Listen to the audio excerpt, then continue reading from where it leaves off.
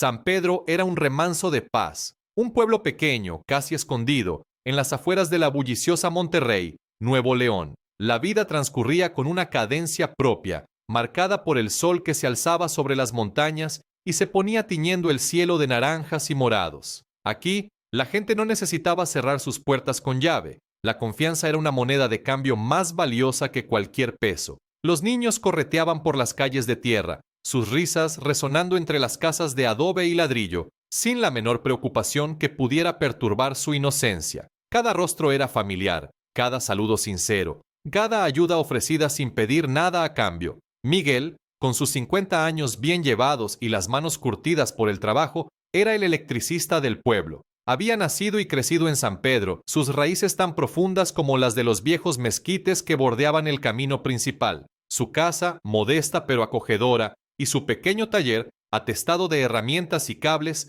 eran el centro de su universo. Nunca había aspirado a grandes lujos, solo a la tranquilidad que su pueblo le ofrecía, una tranquilidad que para él era sinónimo de riqueza, una paz que se sentía en cada fibra de su ser, en cada atardecer que observaba desde su porche. Ana, la dueña de la panadería, era el corazón de San Pedro. Sus jornadas comenzaban mucho antes de que el primer gallo cantara, a las 5 de la mañana, cuando el cielo aún era un lienzo oscuro salpicado de estrellas. El aroma inconfundible de su pan recién horneado se extendía por las calles aún dormidas, atrayendo a los primeros madrugadores. Su pan, con su corteza crujiente y su miga suave, era famoso no solo en San Pedro, sino en varios kilómetros a la redonda, un verdadero manjar que endulzaba las mañanas de todos. Ella, con su sonrisa siempre dispuesta y su voz amable, era el alma del pueblo, una figura materna que consolaba y alimentaba a la comunidad. En San Pedro, las puertas se dejaban abiertas en verano, invitando a la brisa a recorrer los pasillos y a los vecinos a pasar sin llamar. Era un lugar donde la ayuda mutua no era una obligación, sino una forma de vida. Si alguien necesitaba un favor, no dudaba en pedirlo. Si alguien estaba en apuros, el pueblo entero se volcaba para ofrecer una mano. La vida era simple, predecible y, sobre todo, pacífica. Un idilio rural en medio de un país a menudo convulso, un refugio donde la comunidad era la verdadera fortaleza. Pero esa paz, tan arraigada y preciada, estaba a punto de ser brutalmente arrancada. Una noche, el pueblo entero se despertó de golpe, no por el canto de los gallos, sino por un olor acre y penetrante, el inconfundible hedor a humo. Al principio, la gente, aún somnolienta, pensó que se trataba de un incendio forestal, algo tristemente común en la zona, especialmente durante la temporada seca. Los veranos en Nuevo León eran implacables, y los incendios en el monte no eran una novedad. Sin embargo, los gritos desgarradores y llenos de terror, y las explosiones, secas y contundentes, eran diferentes. No eran los sonidos habituales de un incendio natural. Miguel, con el corazón martilleándole en el pecho, salió de su casa, la linterna en mano, la mente aún confusa. Lo que vio lo heló hasta los huesos. El fuego no estaba en el monte, no era un accidente de la naturaleza. Las llamas, voraces y rojas, devoraban las casas. No era el monte, eran los hogares de sus vecinos. Las lenguas de fuego lamían con furia la casa de la familia Ramírez, sus paredes de adobe desmoronándose bajo el calor infernal. Luego, el infierno se extendió a la casa de los García, la madera crujiendo y cediendo ante la furia destructora. Y entre las llamas, siluetas oscuras se movían con una violencia escalofriante. Hombres armados con pasamontañas que ocultaban sus rostros corrían por las calles, sus botas resonando en el silencio roto por el caos. Disparaban al aire ráfagas cortas y aterradoras que buscaban infundir miedo, un miedo paralizante. La gente del pueblo, aterrada, se escondía detrás de arbustos, dentro de sus casas, bajo las camas, susurrando oraciones y conteniendo la respiración. Miguel, desde la relativa seguridad de un callejón oscuro, vio cómo su vecino, don Luis, un anciano respetado por todos, intentaba desesperadamente apagar el fuego que ya alcanzaba su jardín. Uno de los hombres encapuchados, con una brutalidad desmedida, lo empujó sin contemplaciones, haciéndolo caer al suelo. No había piedad en sus acciones. Los atacantes, como demonios desatados, quemaron 5 casas esa noche, 5 hogares, 5 vidas, reducidas a cenizas en cuestión de minutos. Las familias, despertadas por el infierno, salieron corriendo, descalzas, con lo puesto, sus rostros marcados por el hollín y el terror. Eran fantasmas errantes, despojados de todo, observando la destrucción de sus vidas.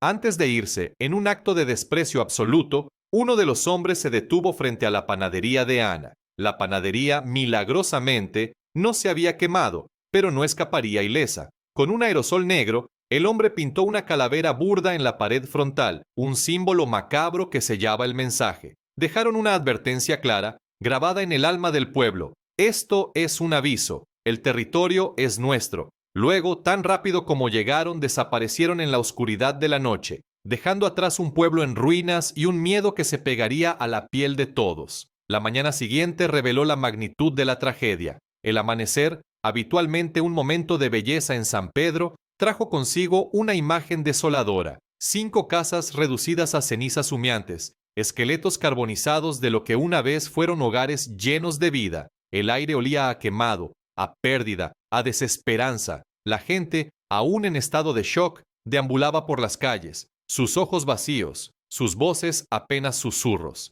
El miedo, denso y palpable, se sentía en cada rincón del pueblo, una sombra pesada que se había asentado sobre San Pedro. Miguel, Ana y otros vecinos se reunieron en la plaza central, un lugar que había sido testigo de tantas fiestas y celebraciones. Ahora era un punto de encuentro para el dolor y la incertidumbre. Nadie sabía qué hacer, cómo reaccionar ante una agresión tan brutal e incomprensible. La policía llegó horas después cuando ya todo estaba consumado. Tomaron algunas fotos con desgano, hicieron un par de preguntas superficiales y se marcharon, prometiendo que investigarían. Pero en el fondo todos sabían la verdad, no harían nada, estaban solos. Miguel miró a los ojos a Ana. En su mirada vio el mismo dolor, la misma impotencia, pero también una chispa de rabia contenida, una furia silenciosa que empezaba a arder. El humo de las casas quemadas aún flotaba en el aire, un recordatorio constante de la injusticia. Fue en ese momento,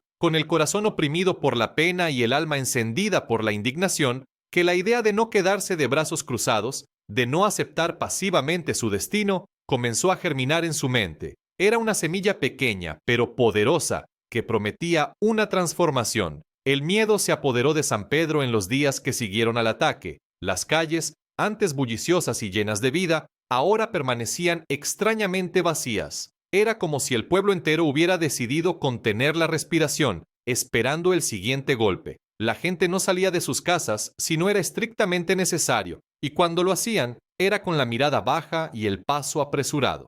El temor a lo desconocido, a lo que pudiera venir, era una losa pesada sobre los hombros de todos. Las familias que habían perdido sus hogares, sus recuerdos y sus pertenencias en las llamas, se encontraron en una situación desesperada. Algunos se refugiaron con parientes en los pueblos cercanos, mientras que otros fueron acogidos por la generosidad de los vecinos que aún tenían un techo que ofrecer. La solidaridad, esa característica tan arraigada en San Pedro, no se había extinguido, pero estaba teñida de una profunda tristeza. La panadería de Ana, que antes era un hervidero de actividad desde el amanecer, ahora apenas vendía. El aroma a pan fresco, aunque seguía presente, no lograba disipar la atmósfera de desolación. La gente no tenía ánimo de comprar, ni de disfrutar de los pequeños placeres que antes daban sentido a sus días. El taller de Miguel, habitualmente lleno de motores y herramientas, también estaba vacío. Nadie necesitaba arreglos eléctricos. Nadie pensaba en proyectos futuros. La vida en San Pedro se había detenido. La policía, como era de esperarse, no volvió. Las promesas de investigación se desvanecieron en el aire, dejando un vacío de impotencia. No hubo noticias, no hubo avances, solo el silencio ensordecedor de la impunidad. Esta ausencia de la autoridad no hizo más que confirmar lo que muchos ya sospechaban. Estaban solos, abandonados a su suerte. En medio de este vacío de información oficial, los rumores comenzaron a correr como reguero de pólvora. Susurros en las tiendas, comentarios en las pocas reuniones clandestinas. Se hablaba de un nuevo grupo, el Cártel del Sol, una facción particularmente violenta que estaba extendiendo sus tentáculos por la región. Se decía que querían controlar la ruta que pasaba por San Pedro, una ruta estratégica para sus actividades ilícitas. El ataque no había sido un capricho, sino una demostración de fuerza, un aviso para establecer su dominio. Miguel no podía conciliar el sueño. Las imágenes de las llamas,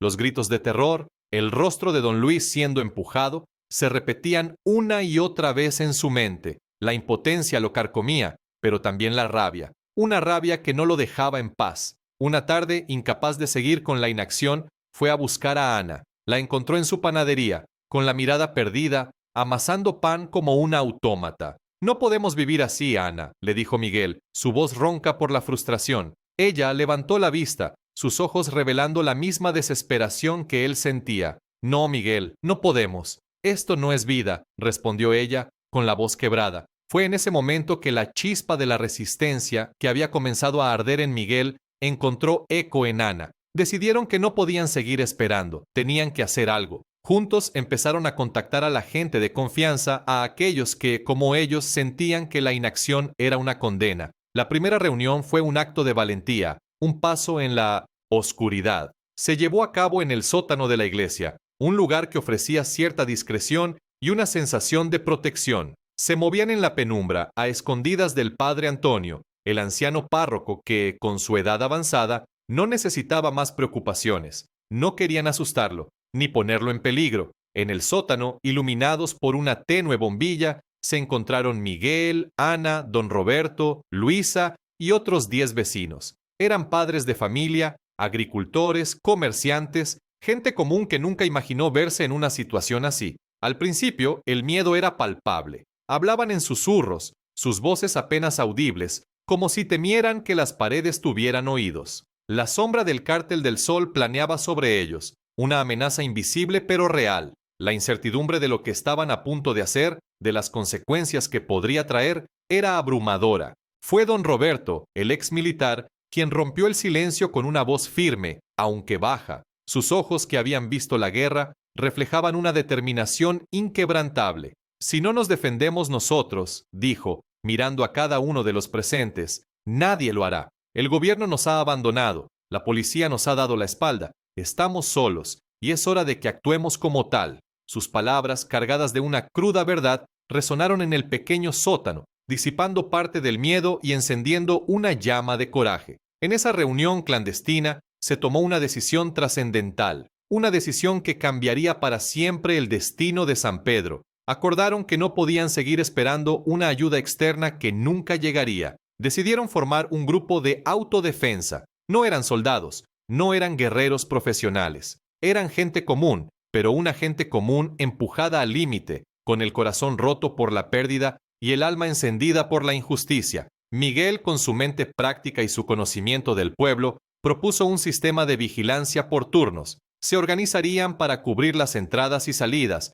para observar cualquier movimiento sospechoso. Ana, con su ingenio y sus contactos, sugirió usar las radios de los radios aficionados del pueblo para comunicarse, creando una red de alerta temprana que nadie más pudiera interceptar. Don Roberto, con su experiencia militar, se ofreció a impartir consejos básicos sobre cómo observar, cómo protegerse, cómo moverse sin llamar la atención. Luisa, la maestra, con su habilidad para organizar y sistematizar, se ofreció a llevar un registro de todo, de los turnos, de las observaciones, de los posibles puntos vulnerables del pueblo. La idea inicial no era atacar, sino proteger. Proteger lo poco que les quedaba, proteger a sus familias, a sus vecinos. Pero el resentimiento por las casas quemadas, por la brutalidad sufrida, por la sangre derramada de sus amigos, era muy grande. La rabia, contenida pero poderosa, era un motor que los impulsaba. La primera semana fue de aprendizaje. Solo vigilaban.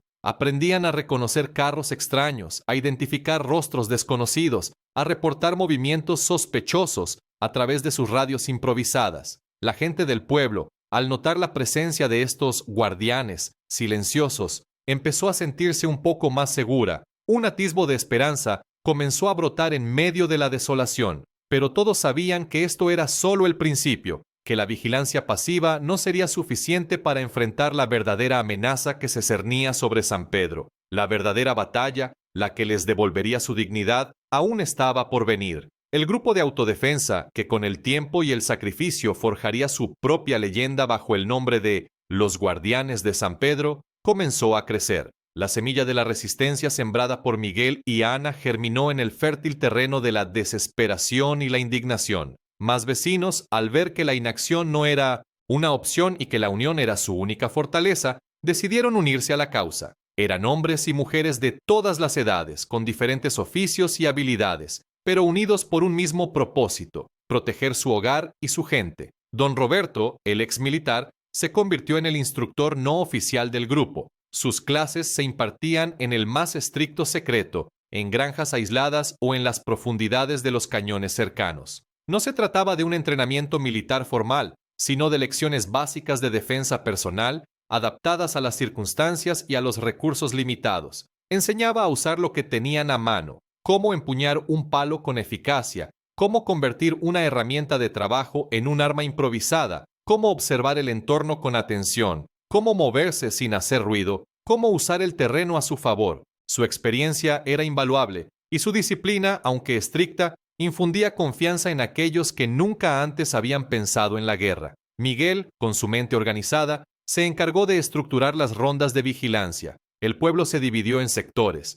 y cada sector tenía sus propios turnos, día y noche. La coordinación era clave. Se establecieron puntos de observación estratégicos en las entradas y salidas del pueblo, en las colinas circundantes y en los caminos vecinales. Cada movimiento extraño, cada vehículo desconocido, cada persona sospechosa era reportado de inmediato a la red de comunicaciones. Ana, con su panadería como fachada, la transformó en un centro de operaciones encubierto. Mientras horneaba pan y atendía a los pocos clientes que aún se aventuraban, su mente procesaba información. Allí se pasaban los mensajes importantes, se planeaban las rondas, se discutían las estrategias. El aroma a pan fresco y café servía como una perfecta cortina de humo para las actividades clandestinas que se gestaban bajo su techo. Su perspicacia y su habilidad para leer entre líneas la convertían en una pieza fundamental en la red de inteligencia de los guardianes. Incluso los niños del pueblo, sin saberlo,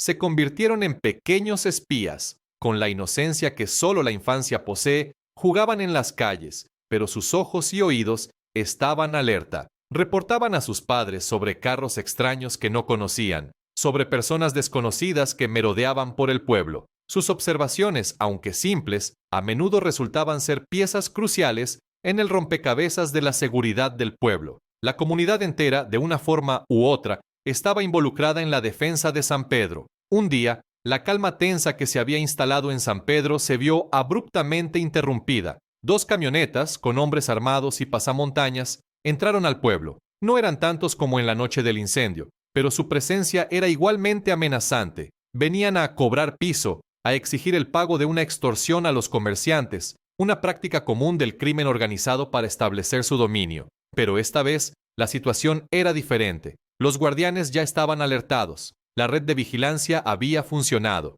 Miguel, don Roberto y otros 5 vecinos se posicionaron en puntos estratégicos, anticipando el movimiento de los criminales. No tenían armas de fuego en abundancia, solo algunos palos robustos, herramientas de trabajo que habían afilado y endurecido, y un par de escopetas de cacería viejas, reliquias familiares que ahora se convertían en instrumentos de defensa. Cuando los hombres armados entraron a la tienda de don Roberto, con la intención de amedrentarlo y exigirle el pago, los guardianes actuaron. No fue un ataque frontal directo, sino una emboscada diseñada para asustar y desorientar. Desde la oscuridad de los callejones y los techos, hicieron ruido, encendieron y apagaron luces de golpe, creando confusión. Lanzaron piedras a las camionetas, haciendo sonar las alarmas y rompiendo cristales. El objetivo era claro: hacerles creer que el pueblo estaba más organizado y preparado de lo que esperaban. Los hombres armados, sorprendidos por la inesperada resistencia, por el caos repentino y por la sensación de estar rodeados, se vieron superados por la situación. No esperaban que un pueblo tan pequeño se atreviera a desafiarlos. El factor sorpresa jugó a favor de los guardianes. Después de unos minutos de confusión, los sicarios, pensando que se enfrentaban a una fuerza mayor, decidieron retirarse. Las camionetas salieron a toda velocidad del pueblo, dejando atrás el sonido de sus motores y una estela de polvo. No hubo heridos graves. Fue una victoria pequeña, un enfrentamiento menor, pero su impacto fue inmenso. Levantó la moral del pueblo de una manera que ningún discurso o promesa podría haber logrado. San Pedro se dio cuenta de que podía defenderse, que no eran víctimas indefensas. La chispa de coraje que había encendido don Roberto ahora ardía con más fuerza en el corazón de cada habitante. La gente empezó a creer en sí misma, en su capacidad de resistencia. Después de ese incidente, Los guardianes se dieron cuenta de que, aunque la astucia y el conocimiento del terreno eran valiosos, necesitaban más que palos y escopetas viejas para enfrentar a un cártel bien armado. Era una lucha desigual, y para nivelar el campo de juego necesitaban recursos. Empezaron a buscar armas de fuego de manera más activa. Contactaron a familiares que vivían en otros pueblos, a viejos conocidos que podían tener acceso a armamento. No buscaban armas para atacar indiscriminadamente, sino para defenderse de manera efectiva. Era una cuestión de supervivencia. Cada arma que conseguían era un pequeño triunfo, una pieza más en su armadura de resistencia. Miguel, con sus habilidades de electricista, se dedicó a construir un sistema de alarma improvisado en la entrada del pueblo, sensores caseros conectados a sirenas y luces, una red de alerta temprana que les daría preciosos minutos en caso de una nueva incursión. Era rudimentario pero efectivo, y demostraba el ingenio y la determinación de la comunidad. Ana, por su parte, usó sus contactos con otros panaderos y comerciantes de la región. La red de chismorreos y noticias locales, tan común en los pueblos pequeños, se convirtió en una valiosa fuente de inteligencia. Consiguió información sobre los movimientos de grupos criminales en la región, sobre sus puntos de reunión, sus rutas preferidas, sus debilidades. La información era poder, y Ana se convirtió en la maestra en la recopilación y análisis de datos. La noticia de que San Pedro se estaba defendiendo, de que un pueblo pequeño había logrado repeler a los sicarios, se corrió como pólvora por los pueblos cercanos. Al principio era incredulidad, luego admiración. Otros pueblos, hartos de la situación, de la extorsión, de la violencia, empezaron a contactar a los guardianes. Querían unirse a su causa, o al menos aprender de su experiencia. Así, los guardianes de San Pedro dejaron de ser solo de San Pedro. Se convirtieron en el núcleo de una pequeña red de resistencia que crecía en secreto, un movimiento silencioso que se extendía por la región. Eran un faro de esperanza en un mar de desesperación, demostrando que la unidad y la valentía de la gente común podían ser una fuerza formidable, incluso frente a la brutalidad del crimen organizado. La confrontación era inevitable, pero ahora San Pedro no estaría solo. El Cártel del Sol no se tomó bien que un pueblo pequeño los hubiera retado. La afrenta a su autoridad, el hecho de que un puñado de vecinos armados con palos y unas cuantas escopetas hubieran logrado ahuyentar a sus hombres, era algo que no podían permitirse. Su reputación, su dominio en la región estaban en juego. La confrontación ya no era una posibilidad, sino una certeza inminente. Empezaron a aumentar la presión. Las camionetas con hombres armados se volvieron una presencia más constante en los caminos cercanos a San Pedro. Ya no eran solo 2 o 3 vehículos, sino caravanas que patrullaban los límites,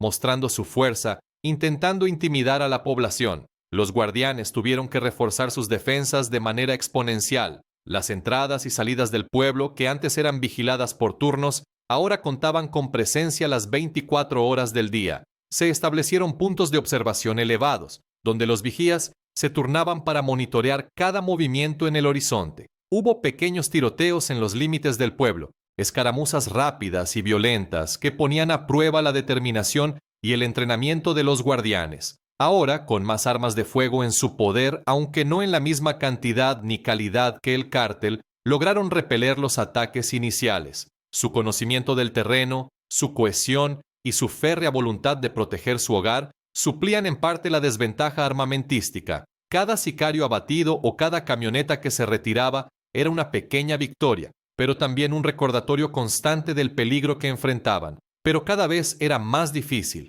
La gente estaba exhausta. El estrés constante de vivir bajo asedio, la tensión de saber que en cualquier momento podía estallar un nuevo enfrentamiento, empezaba a hacer mella. El miedo, que por un tiempo había sido eclipsado por la rabia y la determinación, regresaba lentamente, colándose por las rendijas de la fatiga. Las noches eran de insomnio, los días de vigilancia incesante. La vida cotidiana se había transformado en una supervivencia constante. Un día, la amenaza se materializó de una manera más directa y escalofriante. Encontraron un mensaje, no en el aire o en un susurro, sino clavado con un cuchillo en la puerta principal del ayuntamiento. La advertencia era clara, brutal y concisa. La próxima vez, no serán solo casas, serán vidas. Este mensaje no solo buscaba infundir terror, sino que era una declaración de guerra abierta, una promesa de represalia que resonó en cada rincón de San Pedro. El Cártel del Sol viendo que los ataques directos no lograban quebrar la voluntad de San Pedro,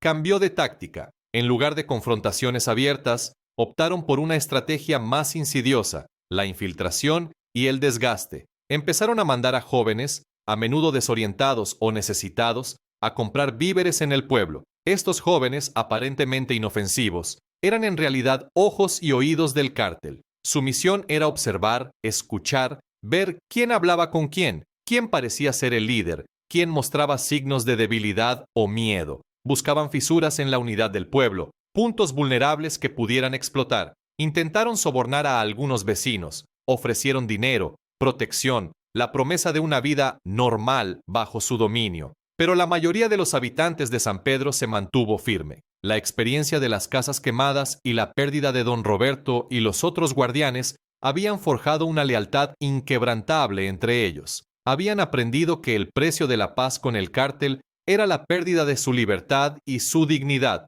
un precio que no estaban dispuestos a pagar. Sin embargo, la tentación era real para algunos, y la vigilancia interna de los guardianes tuvo que intensificarse. No podían permitirse el lujo de la traición desde dentro. La presión económica también se convirtió en un arma poderosa en manos del cártel. Amenazaron a los proveedores de San Pedro en los pueblos vecinos. Les advirtieron que si continuaban vendiendo productos a San Pedro, sufrirían las consecuencias. Las carreteras de acceso al pueblo se volvieron peligrosas, con retenes improvisados que interceptaban los camiones de suministro. El pueblo empezó a sentir la escasez. La comida escaseaba en las tiendas de abarrotes. La gasolina para los pocos vehículos que aún se atrevían a circular era un bien preciado y difícil de conseguir. Las medicinas se agotaban en la pequeña botica. El cerco económico era una forma lenta y cruel de asfixia que buscaba minar la resistencia de San Pedro sin necesidad de un enfrentamiento armado directo. La moral, que había sido tan alta después de la primera victoria,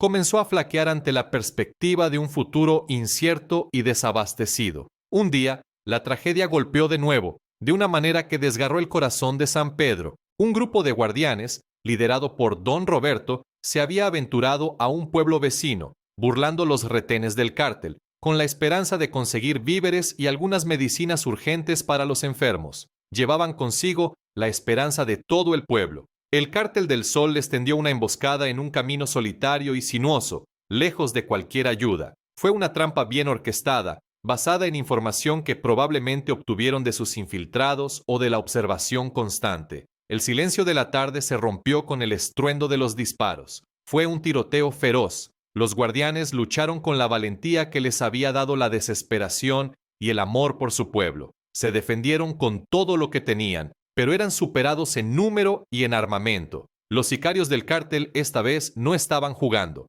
Venían con la orden de aniquilar. 3 guardianes cayeron en el enfrentamiento, incluyendo a don Roberto, el exmilitar que había sido el mentor y la roca del grupo. Su experiencia, su coraje, no fueron suficientes para superar la superioridad numérica y la brutalidad de los atacantes. La noticia llegó a San Pedro como un golpe demoledor. Un mensajero, herido y exhausto, trajo la terrible verdad. La moral del pueblo cayó en picada. El luto fue profundo y generalizado. Miguel, Ana y los demás estaban destrozados. Habían perdido a sus amigos, a sus camaradas, a una parte de su alma. El dolor era insoportable. La sensación de impotencia abrumadora. El cártel del Sol, para asegurarse de que el mensaje fuera claro, dejó los cuerpos de los caídos a la orilla de la carretera, expuestos a la vista de todos, como un macabro trofeo, una advertencia de lo que sucedería a quienes se atrevieran a desafiarlos. Este evento fue el punto de quiebre definitivo. El dolor y la rabia se transformaron en una sed de justicia que ya no podía ser ignorada.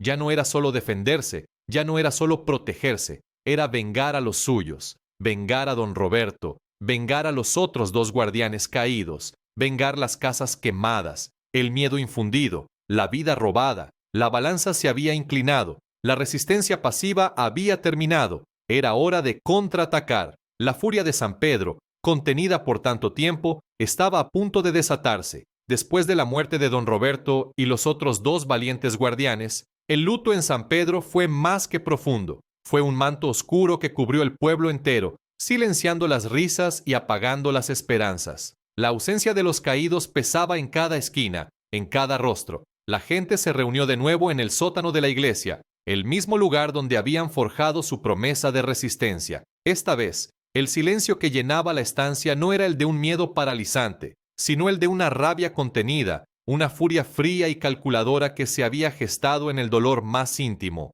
Las lágrimas se habían secado, dejando tras de sí una determinación férrea. Miguel se puso de pie, su figura erguida a pesar del cansancio que marcaba su rostro. Su voz, aunque grave, era firme y resonante, desprovista de cualquier titubeo. «Ya no podemos solo defendernos», declaró, mirando a cada uno de los presentes, cuyos ojos reflejaban la misma mezcla de dolor y resolución. «Tenemos que ir por ellos, por don Roberto, por nuestros hermanos caídos, por la paz que nos han robado». Ana, a su lado, asintió con la cabeza, sus ojos oscuros brillando con una intensidad inusual. «Nos quitaron a nuestros amigos, nos quemaron nuestras casas, han pisoteado nuestra dignidad. No podemos dejar que esto siga. Si no los detenemos ahora, nos seguirán persiguiendo hasta el último de nuestros días». La decisión, nacida del más profundo sufrimiento y de la desesperación más absoluta, fue unánime. No hubo disidencia, no hubo dudas. El pueblo de San Pedro, con el corazón roto por la pérdida, pero con una voluntad inquebrantable, decidió que era hora de pasar a la ofensiva. La defensa había fracasado en proteger a sus seres queridos. Ahora era el momento de llevar la guerra al enemigo, de responder a la violencia con una fuerza aún mayor, nacida de la justicia y la venganza. La estrategia cambiaría de la resistencia paciente a la acción directa y contundente. Los guardianes sabían que un ataque impulsivo y desorganizado sería un suicidio. Necesitaban un plan meticuloso, una estrategia que maximizara sus limitados recursos y su conocimiento del terreno. Durante semanas, la panadería de Ana y el taller de Miguel se convirtieron en centros de inteligencia improvisados. Repasaron toda la información que habían estado recolectando pacientemente: rutas de patrulla del Cártel del Sol, sus horarios de movimiento, los puntos débiles de sus operaciones y, lo más importante, la ubicación de sus principales bases. Fue así como descubrieron que el cártel tenía un campamento principal a unos 40 kilómetros de San Pedro, en una zona remota de ranchos abandonados y cañones escarpados. Era allí donde guardaban sus armas, donde entrenaban a sus sicarios y donde planeaban sus operaciones de extorsión y terrorismo. Este era el nido de la víbora, y la decisión fue unánime: atacarían ese campamento. El plan era arriesgado, casi descabellado para un grupo de civiles, pero la desesperación les había otorgado una valentía que rayaba en la temeridad. Miguel, con su conocimiento del terreno local que había explorado desde niño, y Luisa, la maestra, cuya capacidad de organización y su mente analítica resultaron ser una bendición inesperada, lideraron la planificación del asalto. Se dividieron en pequeños grupos de ataque, cada uno con una tarea específica y bien definida. Un grupo se encargaría del reconocimiento final, otro del ataque frontal para crear una distracción,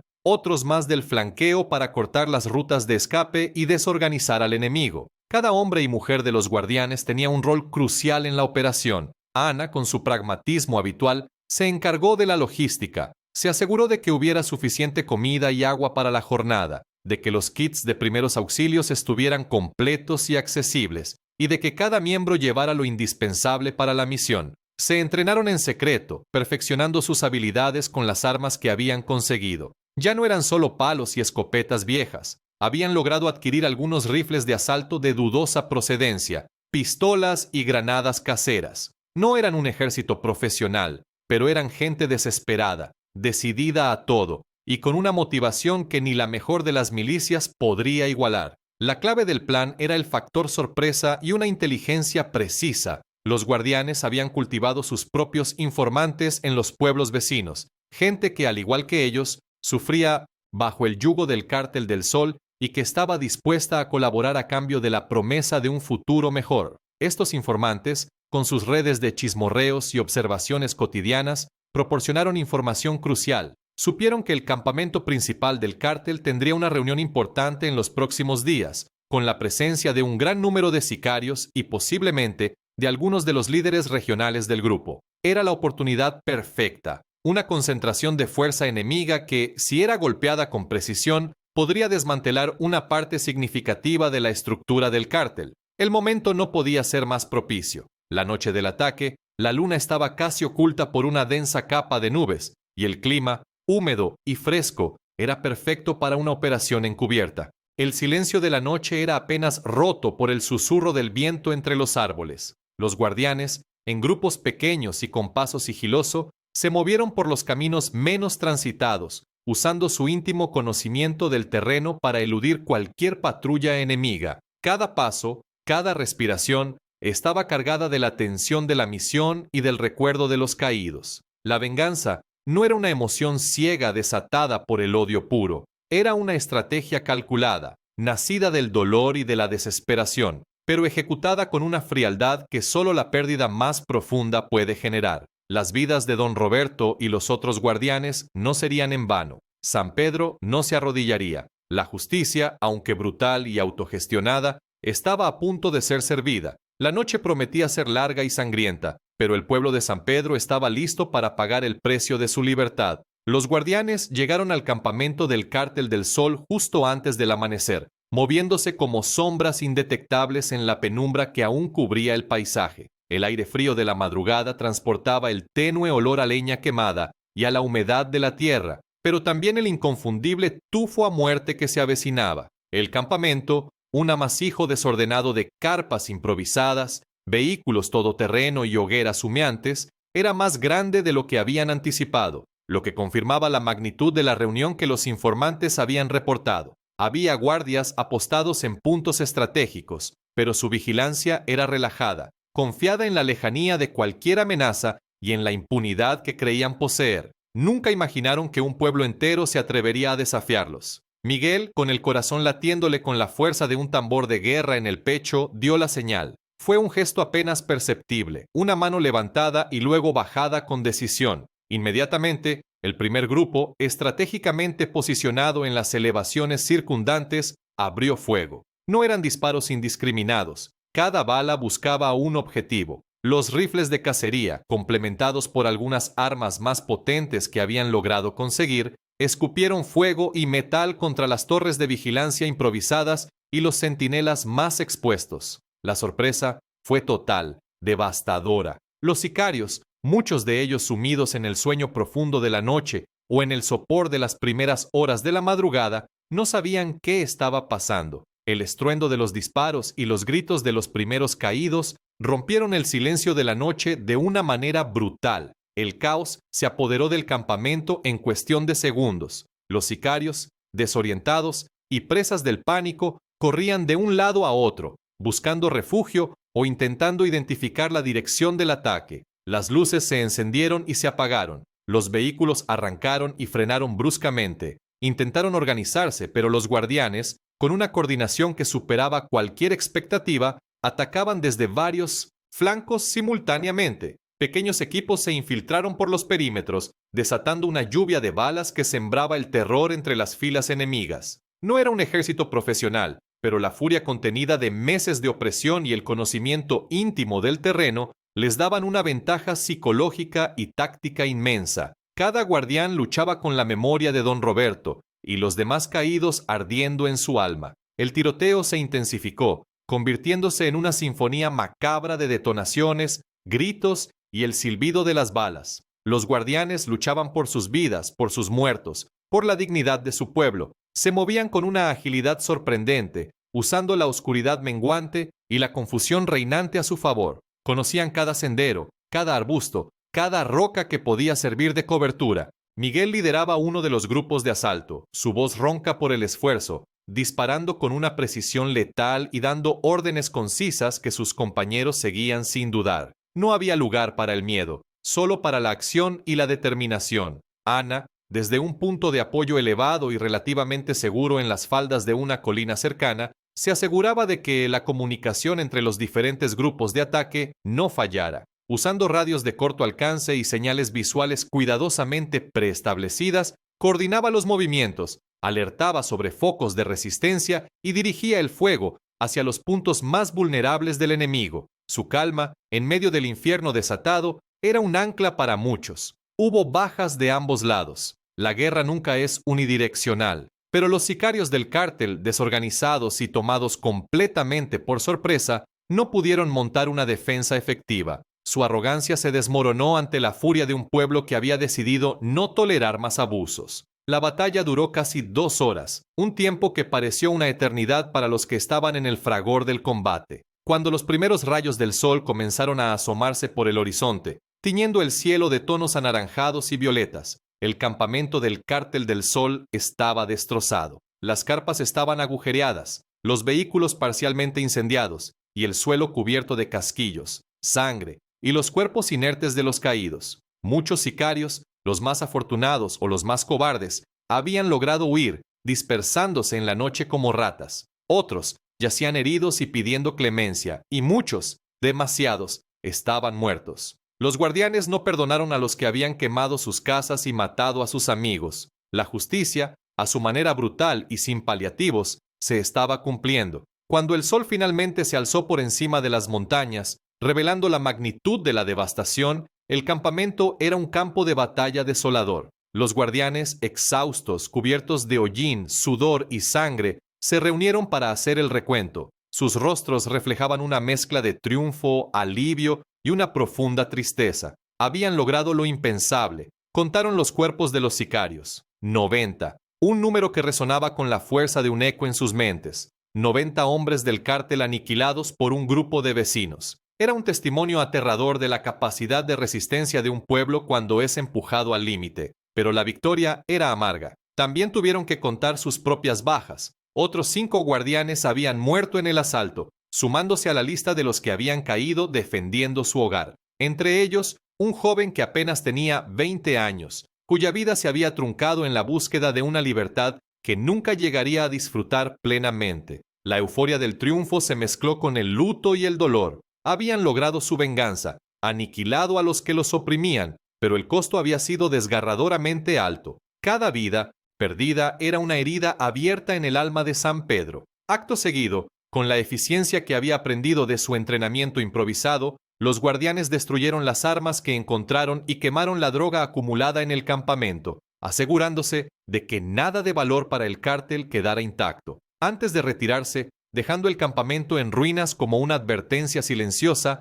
Miguel y Ana se miraron. En sus ojos se reflejaba la dureza de la batalla, pero también una profunda conexión, el entendimiento mutuo de que habían sido testigos y artífices de un momento histórico. Habían demostrado, a un costo terrible, que un pueblo unido podía levantarse, incluso contra el mal más brutal y organizado. La venganza se había consumado, pero la pregunta de qué vendría después, de cómo reconstruirían sus vidas y su paz, permanecía en el aire. Los guardianes regresaron a San Pedro, no con la euforia de una victoria fácil, sino con el cansancio de una guerra recién librada y la pesada carga de sus heridos y sus muertos. El trayecto de regreso fue un silencio solemne, interrumpido solo por los gemidos de los heridos y el crujido de las botas sobre la tierra. Las camionetas, antes cargadas de esperanza y furia, ahora transportaban el dolor de la pérdida y la evidencia innegable de la brutalidad de la batalla. Al llegar al pueblo, el amanecer se abría paso, iluminando las calles con una luz gris y melancólica. El pueblo entero los esperaba, no con vítores, sino con rostros marcados por la angustia y la expectación. Sabían lo que había pasado. Las noticias, aunque aún fragmentadas, ya se habían filtrado a través de los pocos que habían permanecido vigilantes en San Pedro. El pueblo los recibió con una mezcla agridulce de tristeza y un orgullo silencioso que se leía en cada mirada. Las mujeres abrazaban a sus esposos e hijos, los ancianos ofrecían agua y consuelo. Pero la alegría efímera de la victoria se vio rápidamente opacada por la procesión de los caídos. El funeral de los guardianes que habían ofrendado sus vidas fue un evento que caló hondo en el alma de San Pedro. El silencio en la plaza principal fue más profundo que nunca, un silencio que no era de miedo, sino de un respeto reverente y una determinación inquebrantable. Cada rostro reflejaba la comprensión de que esa paz, esa relativa calma que ahora sentían, había sido pagada con la sangre de sus vecinos. La noticia del ataque al campamento del Cártel del Sol se corrió como pólvora, no solo por San Pedro, sino por toda la región. Los rumores, magnificados por el asombro y el temor, hablaban de un pueblo que se había levantado y había aniquilado a una fuerza que se creía invencible. Otros grupos del crimen organizado lo pensaron 2 veces, y luego una tercera, antes de siquiera considerar acercarse a San Pedro, El pueblo había demostrado de la manera más contundente posible que no era un lugar fácil de someter. Era un nido de avispas que, una vez picado, respondía con una furia devastadora. La reputación de San Pedro cambió de la noche a la mañana, de un punto vulnerable en el mapa a un bastión inexpugnable. San Pedro encontró una paz precaria, una tregua tensa que se sentía en el aire. El Cártel del Sol, desorganizado y diezmado en la zona, había replegado sus fuerzas, pero los guardianes sabían que la amenaza no desaparecería por completo, solo se había retirado temporalmente, lamiéndose las heridas. La experiencia les había enseñado que la vigilancia era una necesidad constante. Por lo tanto, decidieron no disolverse. Por el contrario, se institucionalizaron, convirtiéndose en una fuerza permanente de autodefensa, una milicia ciudadana que protegería su hogar a toda costa. Miguel, con el respeto y la confianza de todo el pueblo, fue elegido líder formal del grupo. Su experiencia, su valentía y su capacidad de liderazgo se habían forjado en el fuego de la adversidad. Ana, con su mente aguda y su habilidad para la organización, se encargó de la inteligencia y las comunicaciones, manteniendo las redes de información activas y asegurándose de que San Pedro nunca volviera a ser tomado por sorpresa. Juntos, y con el apoyo incondicional de los demás guardianes, establecieron un sistema de patrullas, puntos de observación y un protocolo de respuesta rápida que se convirtió en el modelo para otros pueblos de la región. Las casas quemadas, esos símbolos de la brutalidad que habían sufrido, fueron reconstruidas. Esta vez fue un esfuerzo comunitario, con cada vecino aportando lo que podía: mano de obra, materiales, comida. La comunidad, forjada en el crisol del dolor y la resistencia, estaba más unida que nunca. Aprendieron a vivir con la vigilancia constante, con la conciencia de que su libertad había sido ganada con sangre y que mantenerla requeriría un esfuerzo perpetuo. La inocencia de los días previos al ataque se había perdido para siempre, pero en su lugar había surgido una resiliencia inquebrantable. Tiempo después, la verdad detrás de la masacre del campamento del Cártel del Sol comenzó a revelarse, no por las autoridades locales, sino por un giro inesperado del destino. Un sicario que había estado en el campamento durante el ataque y que había logrado huir, fue capturado en otro estado por las fuerzas federales en el marco de una operación distinta. Durante su interrogatorio, bajo presión y con la esperanza de una pena menor, reveló la verdad que confirmaría las sospechas más oscuras de San Pedro. Confesó que el Cártel del Sol no había actuado por iniciativa propia al atacar San Pedro. Habían sido contratados por un grupo rival, el Cártel de la Sombra, para desestabilizar la región y forzar un repliegue de sus competidores. No era solo por el control de una ruta de paso, era una guerra territorial mucho más grande en la que San Pedro se había convertido en un peón involuntario. El ataque inicial al pueblo, la quema de casas y las amenazas había sido una demostración de poder, un mensaje para el Cártel de la Sombra, pero también un error fatal que subestimó la fibra moral de una comunidad. El sicario, con un tono de asombro y un respeto a regañadientes, dijo que habían subestimado por completo al pueblo de San Pedro. Pensaron que serían fáciles de intimidar, que se doblegarían ante la violencia sin ofrecer resistencia. Nunca imaginaron que un grupo de vecinos, sin entrenamiento militar y con armas rudimentarias, sería capaz de organizar una respuesta tan devastadora. Su testimonio fue un eco de la amarga victoria de los guardianes, confirmando que su brutal contraataque había sido no solo exitoso, sino también inesperado para sus enemigos. Además, el sicario reveló un secreto a voces que los vecinos de San Pedro ya sospechaban. La policía local estaba comprada por el Cártel del Sol. Por eso, no habían hecho nada después del incendio inicial. Por eso sus llamadas de auxilio habían caído en oídos sordos. Por eso, se sentían completamente abandonados por las instituciones que se suponía debían protegerlos. Esta revelación confirmó lo que los vecinos ya sabían en lo más profundo de sus corazones. Estaban solos en esto. Su única defensa, su única esperanza de supervivencia era su propia organización, su valentía y su inquebrantable voluntad de luchar. La venganza no solo había sido justa a sus ojos, había sido absolutamente necesaria para su supervivencia como comunidad. No había sido un acto de barbarie sin sentido, sino una respuesta existencial a una amenaza que el Estado no pudo o no quiso contener. La justicia en San Pedro no vino de los tribunales, sino de las manos de sus propios habitantes. Años después de aquella noche sangrienta y de la victoria agridulce, San Pedro no era el mismo pueblo tranquilo y bucólico de antes. La inocencia se había perdido para siempre, bañada en la sangre de los caídos y marcada por las cicatrices de la guerra. Ya no había niños jugando despreocupadamente en las calles hasta el anochecer, ni puertas abiertas en verano que invitaban a la charla vecinal. El aire ahora llevaba un matiz de vigilancia constante, una quietud tensa que solo aquellos que habían vivido el horror podían comprender. Pero a pesar de la pérdida de su inocencia, San Pedro era un pueblo resiliente, forjado en el crisol de la adversidad. Las casas quemadas, esos símbolos de la brutalidad que habían sufrido, habían sido reconstruidas con el esfuerzo conjunto de toda la comunidad. Eran más fuertes, más seguras, como si reflejaran la determinación inquebrantable de sus habitantes. La panadería de Ana seguía abierta desde el amanecer, y su pan, ahora horneado con una mezcla de tradición y un recuerdo silencioso de la lucha, seguía siendo famoso en varios kilómetros a la redonda. Pero ahora, junto al aroma dulce del pan, se percibía el tenue olor a pólvora y a la responsabilidad que el pueblo había asumido. Los guardianes seguían activos, integrados de manera ineludible en el tejido social de San Pedro. No era una obligación, sino una parte intrínseca de la vida, una herencia que se transmitía de generación en generación. Los jóvenes crecían sabiendo que tenían una responsabilidad ineludible: